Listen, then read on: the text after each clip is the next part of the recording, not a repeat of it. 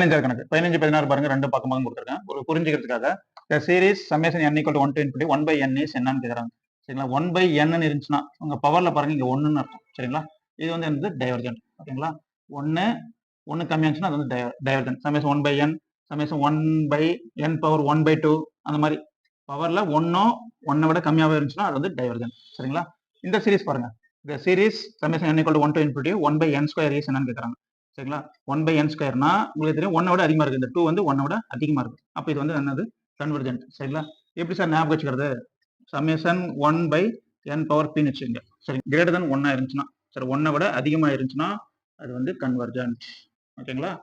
இந்த p யோட value 1 விட அதிகமா இருந்துச்சுன்னா கன்வர்ஜென்ட் சரிங்களா 1 ன்னு வந்துச்சுன்னா டைவர்ஜென்ட் சரிங்களா p less than or equal to 1 அப்படி இருந்துச்சுன்னா இது வந்து டைவர்ஜென்ட் சரிங்களா சரி